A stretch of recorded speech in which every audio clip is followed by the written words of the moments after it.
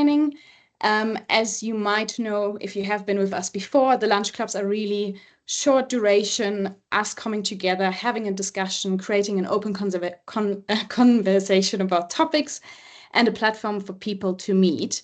I'm going to be your host. I'm Katerina from Circular South Africa, and with me I have Will Wardle from ICMM. Before we're jumping into Will's presentation, I'm going to quickly present about CSA and why circularity is important in South Africa or in the world as well. Circular economy provides South Africa with a regenerative alternative compared to our linear take, make, and waste system or economy that we have in place at the moment. We align with the 3 fundamental principles that the Ellen MacArthur Foundation has put forward, such as designing out waste and pollution, keeping materials at the highest values, regenerating natural system, but also benefiting all members of society. So that is a principle we have added to the equation. So circular economy is a systems approach. It really provides a cross-sectoral systems approach to the entire economy. So I think this is what makes the circular economy so complicated, right? If it was easy, everyone would have done it already. So the different sectors are actually interconnected with one another. And we as CSA are really trying to amplify the potential and the value of the just circular economy across South Africa. But we obviously do also need to look and dive deeper into specific sectors. So last month, we actually looked at a co-creation workshop where we have engaged with quite a few of you as participants to also hear your feedback of what you want out of CSA. And the next few months, we're going to actually look at all those critical sectors that the CSIR has really identified as sectors that are very resource intense, but they are also ripe for circular economy interventions. So with that said, we are obviously all also about science communication. We have launched this first infographic last week, really trying to demonstrate how the different sectors are actually interlinked with one another, linking it back to all the 4 principles that we have just spoken about. And as you know, today we're speaking about mining. So it's really around local beneficiation. So how can we really find ways to benefit our economy once we have extracted the resources, while still obviously engaging in a global economy and creating diverse job opportunities in the mining sector, because as you might know, our mining sector is actually also losing employment and jobs. Coming back to or zooming out is around resources, right? We know we need resources and we need the mining sector for a circular economy transition. But resources and the resource extraction have really increased over the last few decades and actually years, and is still increasing as we speak. So our circularity or global circularity rate is unfortunately decreasing every year. And we obviously see that reflected in the Resource Outlook report that has been published in 2024. So material footprint is dangerously under-discussed, and obviously within the material footprint, we have the biomass, the fossil fuels, the metal ores, and the non-metallic minerals. So today we are focusing more on the metal ores and maybe some of the non-metallic minerals like sand that you need for construction. With that, we have taken all the information that the CSIR has provided, and we are very happy to share with you the technical reports on that as well, extracted the information and put it into an infographic for each of the sectors. So this is the first time we're sharing the infographic around mining, and we really, really encourage you to explore the infographic later on as well. So this is the first one around mining. I'm very excited to share that with you guys. And we really, really hope that you're going to sign up as a Circular South Africa member. It's for free, and then you can log onto our Knowledge Hub and actually download the infographic and use it for educating other people as well. So just taking out a few of those principles that you can think about, because we are focusing on opportunities in the mining sector around circularity, is really efficient extraction. So we can think about precision mining, which is less invasive to the environment. We can also think about extending the life of mining operations. We can think about remining mine tailings and mine dumps, and really increase the range of minerals recovery that we are extracting out of the mine.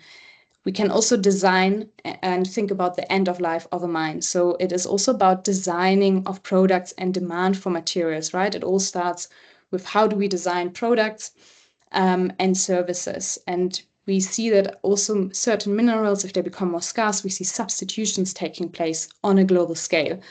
But also, obviously, on the mine side, we can also manage the mining equipment better. We can also think about the repair and the recycling once they reach, obviously, end of life. We want to recycle those equipments.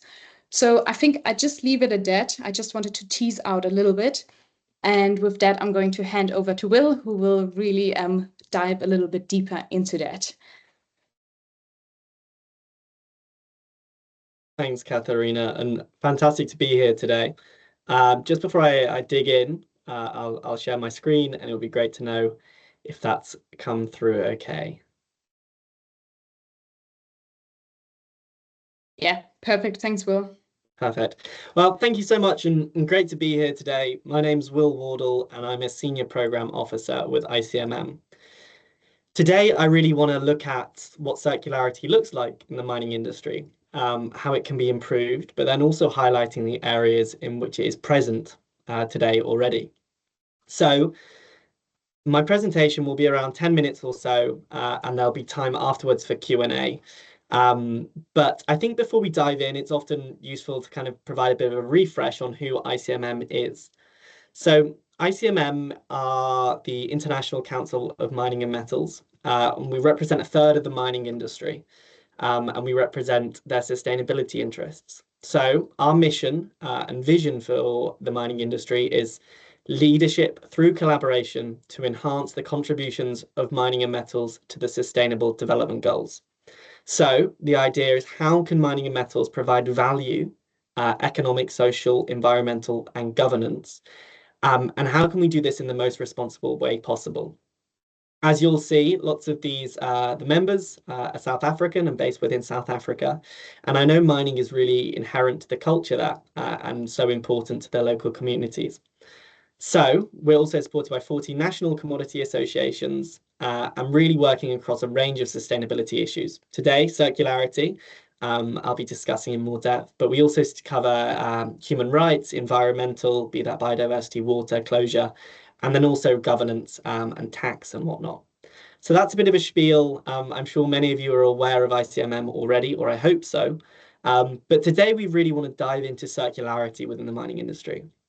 And before we do so, I actually want to pick up on some context. And I think it's always really important to ground our conversation in what are the contexts that this conversation is happening. And Katharina has done already such a fantastic job in kind of introducing this. But I think there's two main points I really want to focus on and discuss before we move on. The first one being the increased demand in sustainability concerns and requirements. As you'll see on the left of that screen, you'll see Rockström's 9 planetary boundaries, which is an academic idea put forward by Johan Rockström, that we have surpassed 6 of the 9 planetary boundaries to date. This means that we are facing climate, biodiversity, and pollution crises. And many of you will be aware of this. I don't need to reiterate that.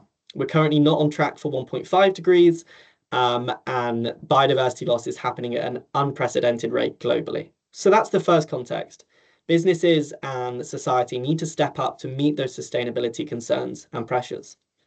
The second piece of context that I think is really important to draw attention to is the required demand for materials. To meet and aid in the green transition, we need more materials than ever. And this is shown by this graph with the likes of lithium and nickel being around 15 times more metal. And while recycling will be incredibly important to meet those demands, it's predicted that even with increased recycling, secondary copper supply will only meet around 45% of the estimated demand required for the Energy Transition Commission report. So we're in a situation where we need greater attention to sustainability, but we also need more minerals and more metals than ever to enable us to enact that sustainability. So within that context, where does mining and metals fit into all of this? And where does circularity fit into mining and metals? So ICMM and the work we've undertaken really follows a two-step approach to circularity. We believe that circularity is best if understood through a nuanced approach that considers both process and product circularity. And I talked about context before because it's so important to understand we need more metals. So how can we extract them in the most circular manner possible, process circularity, but then also how can we meet those sustainability demands, product circularity in a sense. So this is how we envisage it. Process circularity being how can we increase and improve and continue to improve circularity at mine site operations, be that through the elimination of waste, be that the reuse of waste, be that the reduction in emissions at mine sites. But then also, how can we enable greater global circularity and a greater global circular economy or regional, be that within South Africa, through our metals. So metals, as you are aware, are often indefinitely recyclable. So how can we enable them to really support and enable that green transition and create kind of self-perpetuating models of circularity? So that can be as anything from use, repair and reuse, remanufacturing, and recycling. And so throughout today's discussion, and I'll share some case studies towards the end of this presentation, I really want to make it very clear that circularity in the mining and metals industry can look very different depending on the geography, the commodity, and the operation. And that nuance we really hope is understood and that flexibility is provided because contributions to circularity are so important within this industry. And so understanding it can look very different is really important to consider. So at ICMM, we work with, like I said, 24 of our members, and we developed a piece of guidance that was released last year in October called the ICMM Tools for Circularity. So these tools for circularity were published in October, and they really aim to provide an understanding and a collective language around circularity. First, to understand how mining and metals fit into the circular economy, very similar to this presentation today. So really an introduction to what does the circular economy look like and how do you square this circle, especially since mining, often primary extraction, people have considered the opposite of the circular economy. So why does it matter? Why does circularity matter for mining and why does mining matter for circularity? The second tool that we released in this guidance was a tool to assist members to build a business case for circularity in mining and metals. As many of you are aware, to drive circularity, it's often about highlighting the value that the circular economy can present, be that economic, be that social, be that environmental. So we went through a process of identifying the key drivers, the key momentums, and also starting to allude to potential ways to measure this. And then the last tool within this tools for circularity is a case study catalogue, really indicating where circularity and contributions to circularity are present in the mining industry today. So these tools, and they're all publicly available on our website, and I would heavily encourage you all to go and take a further look. It's a long document, and I hope contains lots of value. It's really about how can we support our members how can we support our members to improve their own circularity and contribute to global circularity as well.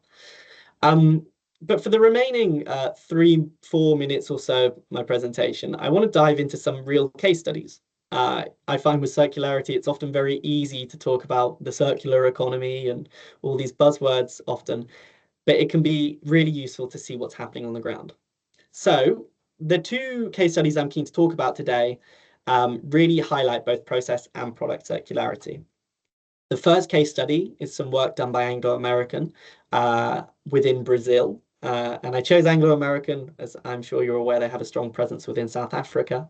But this was a pilot project in Brazil that used slag from smelters in road construction.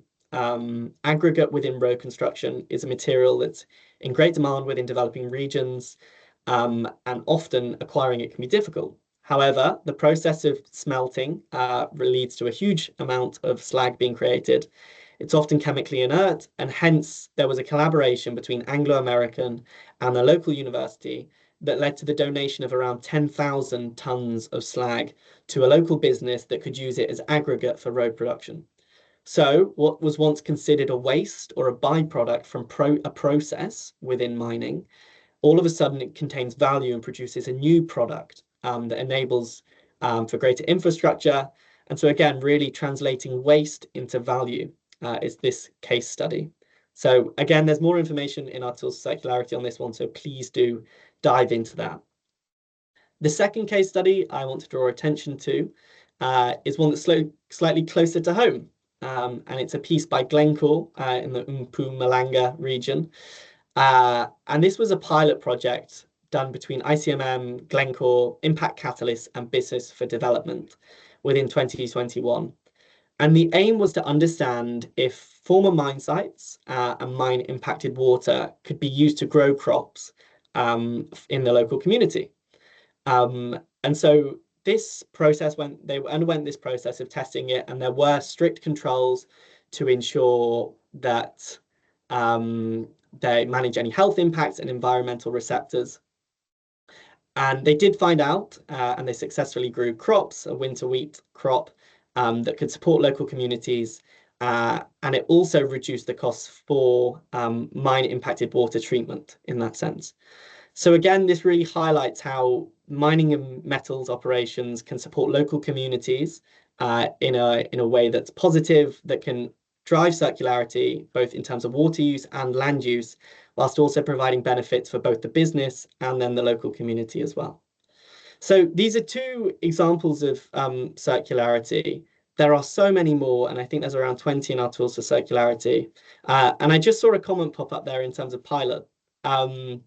It's a good question. Circularity is very much at the cutting edge, and it's still an idea that's kind of being floated. So I will say both of these ones have been piloted, but there are clear examples within the tools for circularity where this has been done and this has been built into industry for a huge amount of time. Resource efficiency is not a new principle or objective within the mining industry. If anything, it makes business sense. So understanding how ore grades can be maximized, understanding how waste can be minimized makes sense for business. And they're the principles for circularity that we've drawn out within our tools for circularity. There are other case studies where actually this is just business as usual. And we had to take a step back and understand, okay, within the mining industry, what is contributions to circularity that actually hasn't been branded as that, but displays the same principles, be that through tailings regeneration or tailings reuse. And again, there are multiple examples of that within our tools for circularity. I tried to focus on South Africa slightly today, but I would really encourage you all to go and have a look on our tools for circularity and dig into those case studies where it has been done and it is continuing to being done because there is economic, social, and environmental value to these projects. So with that in mind, I will close now and pass over to Katharina or for any questions. But I would just say, I think when thinking about circularity, it's always really important to understand the nuance, the flexibility, and the different ways in which the circularity might look in mining and metals contributions to this goal. So a big thank you again for having me here today and happy to take any questions. Great. Thanks so much, Will. I really appreciate that you speak here today. I know this is a very loaded topic. So I think we can dive into some questions. So we have one question around, obviously, pilot projects that you just discussed. I think from our experience as well is that circularity is seen as a yet another concept that the mining industry needs to adapt. So there needs to be lots of discussion and awareness raising still being done actually also on a mining company level. Then someone was actually asking the most sustainable type of mining is urban mining, in other words, above the ground mining. What is your insights on that, Will, looking at the current outlooks of mining or metals and minerals demands? Yeah, it's a really good question. We need both forms of mining. As I said at the start of this presentation, we simply don't have enough resources above the ground. And that's been proven by many reports, the Energy Transition Report, IRP's report. So we do need more primary mining. But that isn't to say we shouldn't do secondary mining or above ground mining as well. And commercial opportunities are really arising there as that becomes more commercially viable.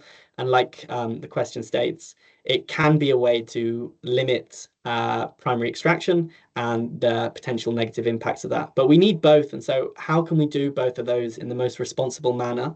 And if any mining is happening, it should be following our mining principles that really try to hold and enforce responsible mining to our highest view.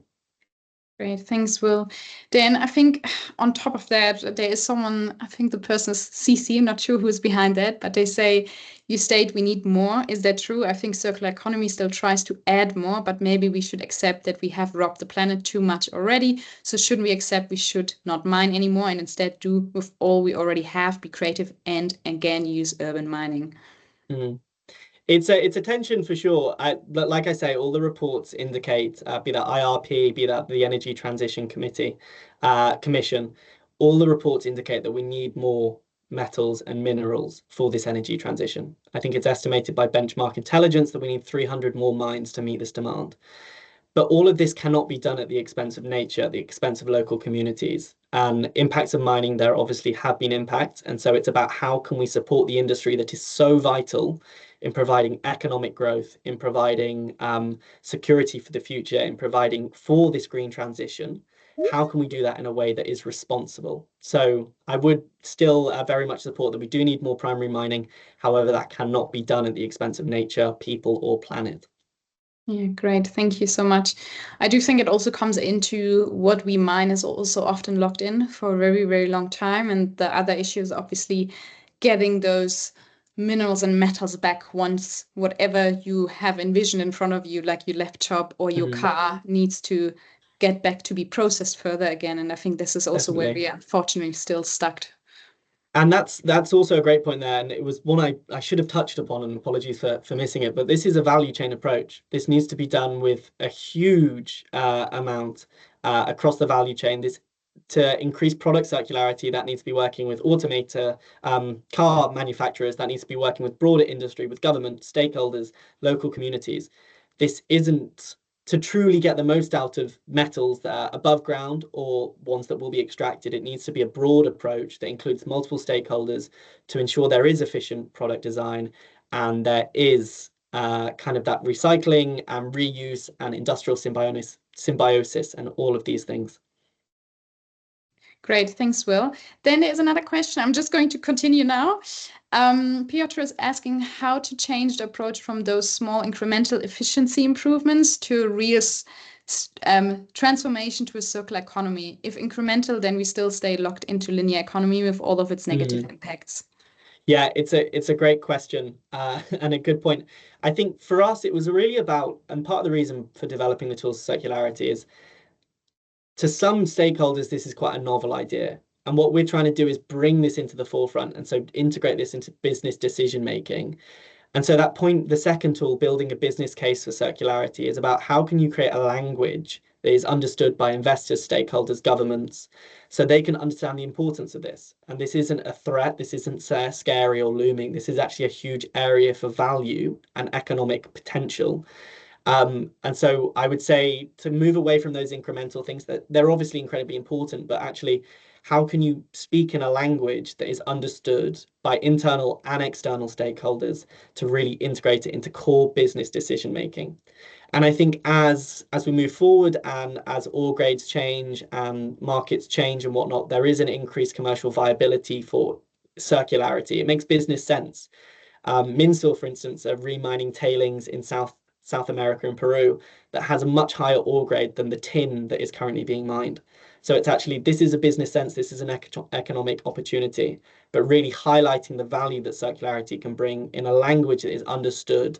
I think that is the most important way to integrate this into larger business change.